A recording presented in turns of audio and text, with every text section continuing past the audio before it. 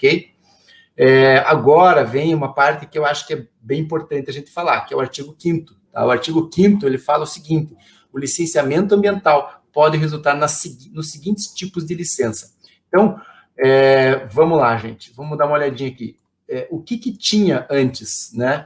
Antes era a resolução CONAMA, né? A resolução CONAMA que falava lá, tem a LP, LI e a LO, né? Então, para quem já conhece a LP, aquela fase onde você vai atestar a viabilidade e alocação do empreendimento, a licença de instalação, a instalação propriamente dita e a operação também. Ocorre que, Daniel, em alguns estados já era implantado, já ocorria um sistema diferente, onde você poderia ter outras licenças também, com outras modalidades de licenciamento, e não somente o licenciamento ambiental trifásico. Então, uma das grandes mudanças aqui, até essas licenças aqui, ó, licença ambiental única, né? O que é a licença ambiental única? É uma modalidade onde você vai poder utilizar as 3 licenças de uma vez só para empreendimentos de baixo impacto. Tá? Então, a ALAU, ela tem essa função, onde você vai conseguir de uma vez só pedir, ela tem a função de LP, LI, LO de uma vez só, e ela serve para você, né, já implantar e já operar um empreendimento que é de baixo impacto. Ela não é ruim, porque ela desburocratiza também, é interessante ela, mas ela deve ser utilizada com cautela, né? O órgão ambiental deve aprovar mediante, né, segurança ali, que não vai causar nenhuma perda ambiental, né? Aqui vem, Daniel, a principal e uma das mais discutidas, né, que mais deu discussão, que é a tal da LAC. A LAC é a licença por adesão e compromisso. Ela já ocorre no estado de Santa Catarina, então já não é uma novidade, o projeto de lei não veio trazer a LAC e falar que pode, o que ele está fazendo é regulamentar o que alguns estados já fazem. Aí que mora a grande discussão. Onde e quando que podemos utilizar a LAC, né? No caso, foi colocado sempre foi colocado que é para situações de baixo impacto, certo? Só que no caso aqui do projeto de lei, a gente vai chegar lá um pouquinho mais para frente, ele abre brechas para que o órgão ambiental interprete situações onde essa LAC pode ser utilizada em empreendimentos, em atividades que não são somente de baixo impacto. Então aí mora um perigo, aí uma brecha que a gente tem que ficar atento, temos que ficar atento se o Senado não vai fazer as correções devidas, porque é difícil fazer uma lei. Uma lei, ela deve ser utilizada, ela deve ser redigida de forma a atender os anseios de um país inteiro. E você não pode ser muito específico quando você vai fazer uma lei. Então, no caso aqui, eles chegaram a especificar casos onde se sugere o uso da LAC, né? Então, aí eu vejo com muita atenção, assim, que eu acho que deve ter correção nesse ponto aqui pelo Senado, porque a LAC, ela tem sim um ponto muito positivo, e eu vou contar por quê, né? Nós temos situações, e aí eu gostaria de deixar bem claro, né, que eu sou muito a favor da desburocratização dos processos de licenciamento ambiental, porque eu vivo isso na pele, o problema que é a burocracia, né, de você muitas vezes sofrer muito tempo para conseguir resposta, ou até mesmo, né, um órgão ambiental que acaba empurrando a coisa para frente para você acabar fazendo medidas compensatórias, mitigatórias, né? Só que no meu caso, sempre trabalhei com empreendimentos de grande impacto, então nunca me ocorreu, né, a possibilidade, a necessidade de utilizar situações como essas, né? Como, né? Mas em que casos que seriam esses? Vamos pensar junto, Daniel. Situações onde tem empreendimentos que já estão em suas renovações de licenças e que os impactos são conhecidos, a tal ponto que as renovações quase que se repetem nos relatórios, as informações são repetidas, porque há tanto tempo já, e essa informação chega no órgão ambiental, e o órgão ambiental tem que analisar, fazer parecer técnico e gastar o tempo da hora técnica do servidor que está lá, e que é uma hora preciosa, porque ele deve estar também analisando os novos pedidos que estão chegando. Então, a LAC, o conceito da LAC, pode falar? E nisso daí, porque é complementar o que você está falando, e nisso aí o tempo que o técnico está perdendo assim, né? Analisando um processo que já linear, vamos colocar assim, ele segue aquele, igual você falou muito bem, ele segue a mesma coisa, os impactos são conhecidos, a atividade já é conhecida, por exemplo, um lava-jato, você tem que ficar ali renovando, apresentando um projeto e tudo mais para o mesmo processo, para o mesmo, o tempo que o técnico poderia estar em campo, fazendo fiscalização, vendo se o empreendimento vai realmente estar de acordo com o que foi proposto no plano, no licenciamento, ele está lá analisando, às vezes, uma papelada, e muitas vezes tem projetos que são Ctrl-C, Ctrl-V, infelizmente.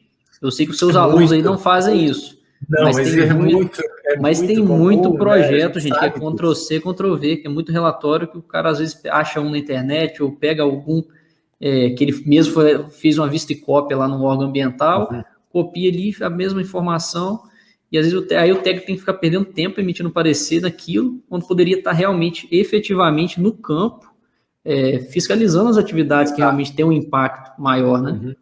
Então, o conceito, Daniel, ele é esse é o pano de fundo, né? Tirar carga de processos dos analistas dos órgãos, de processos que têm baixo impacto e que são com impactos conhecidos já, né? Então a ideia, ela veio assim, e daí como é que funciona? O empreendedor vai lá no órgão ambiental, entra no site, ele alimenta o sistema com informações e ele se responsabiliza pelas informações que estão sendo prestadas. A licença, ela é automaticamente gerada e a fiscalização ocorre por meio de fiscalizações, não sei se é por sorteio, como é que chama o nome, mas sim, pode ocorrer a qualquer momento, né? Eles, sim, para explicar lá que muita gente acabou utilizando o mesmo conceito do imposto de renda, né? Você vai lá, você que presta as suas informações lá, e se cair na malha fina, você vai ter que prestar teus esclarecimentos, né? Então, na teoria, bacana, legal. Agora começam os problemas, né? Tem um lava-jato lá, atividade simples, né, impacto conhecido e tal, mas ele está numa região ali litorânea, com, né, sedimento arenoso, com alta capacidade de contaminação, de percolação ali dos combustíveis, né? E aí? Aí essa situação é o mesmo tipo de empreendimento, ele pode ser licenciado por meio da LAC? Então, isso daí é muito difícil de você colocar, né, numa lei as condições que podem e que não podem. Então, a gente tem que imaginar que uma lei, ela deve abrir as possibilidades e as portarias, resoluções, instruções normativas, elas devem fechar as possibilidades de casos que não podem. Perfeito. Tá? Teoricamente, a gente tem que usar esse raciocínio. Então, não podemos também se assustar com as informações, às vezes, que aparecem numa lei, mas a gente sabe que estamos num governo que tem feito um trabalho muito grave, né, com relação às questões ambientais, então a gente tem medo, e é verídico, é fato, de que as brechas possam ser usadas para prejudicar ainda mais o meio ambiente e as questões ambientais. Tá? Então, é importante a gente falar que a LAC, sim, ela veio agora para ser regulamentada no nível nacional, algo que já acontecia em alguns estados, então precisava, sim, estar dentro de uma lei, só que agora cabe a gente detalhar ela em que situações que isso pode ser utilizado. Tá? Aqui só pode falar. Uma informação que no Espírito Santo também ela já é utilizada. Já é utilizada também. Sim, e tem outros termos também, né? No Paraná também, né? E tem outros termos aí que eu já vi aqui. Agora, recente aqui no Paraná. Um especificamente é a LAR, a Licença Ambiental de Regularização. A gente vai falar dela aqui, ela tem o mesmo conceito dessa daqui, ó.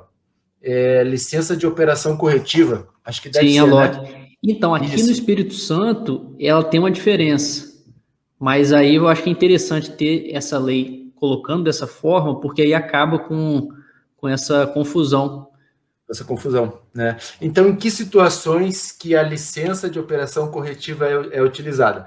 Para corrigir licenciamentos, empreendimentos, atividades que não tinham licenciamento, né? De alguma forma estavam irregulares perante a legislação atual, né? Então imaginem vocês que a obrigatoriedade ali começou em 1981, mas daí só com as resoluções do CONAMA ali, né, em 97, então muita coisa, né, vem se arrastando e precisa de alguma correção. Ou até mesmo empreendimentos que construíram na ilegalidade de alguma forma, né, e não têm as suas licenças, eles têm sim um dispositivo legal hoje que se chama licença de operação corretiva, para regularizar essa situação. Então, alguns estados também já têm, é importante que essa lei geral trouxe essa possibilidade agora, uma vez tendo lá em cima, é fácil de a gente descer para os estados, para os municípios, para que eles também tenham também, né? Para dar mais segurança jurídica para os municípios e para os estados preverem também